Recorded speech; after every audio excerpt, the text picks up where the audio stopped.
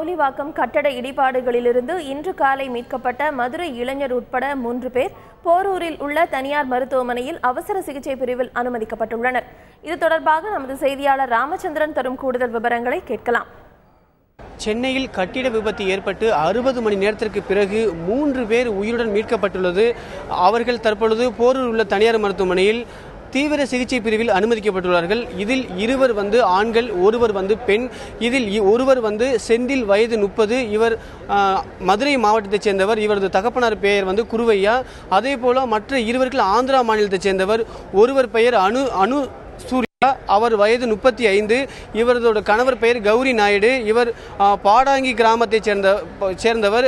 ஆந்திரா மாநிலத்தில் உள்ள விஜயநகர மாவட்டத்தைச் சேர்ந்தவர்.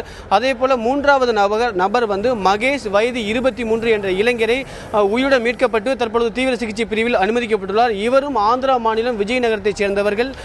நேற்று வரை சுமார் 23 பேர் போரூர் உள்ள தனியார் மருத்துவமனையில் சிகிச்சைக்காக அனுமதிக்கப்பட்டார்கள். அதில் 2 தீவிர சிகிச்சை பிரிவில் அனுமதிக்கப்பட்டிருந்தார்கள். அவர்கள் தலையில் பலத்த காயம் ஏற்பட்டிருந்தது. அவர்கள் தற்பொழுது சிகிச்சை அளிக்கப்பட்டு தற்பொழுது E4 என்ற அறைக்கு கொண்டு வரப்பட்டுள்ளது. அதே போல 5 நபர்களுக்கு மருத்துவ அறுவை சிகிச்சை தேவைப்பட்டது. அவர்களில் 3 பேருக்கு அறுவை சிகிச்சை வழங்கப்பட்டது. மீதி 2 தற்பொழுது அறுவை சிகிச்சை வழங்கப்பட்டு வருகிறது.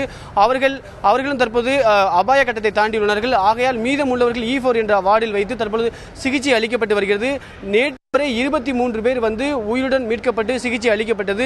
இன்று காலை மேலும் 3 பேர் மீட்கப்பட்டு தீவிர சிகிச்சை பிரிவில் அனுமதிக்கப்பட்டுள்ளார்கள். இந்த சம்பவம் இதுவரை மொத்தம் 26 பேர் உயிருடன் மீட்கப்பட்டுள்ளார்கள். இந்த சம்பவம் இங்க இருக்கக்கூடிய கட்டிட விபத்தில் சிக்கி காணாமல் போனவர்களை தேடக்கூடிய உறவினர்கள் மத்தியில் நம்பிக்கையை ஏற்படுத்தி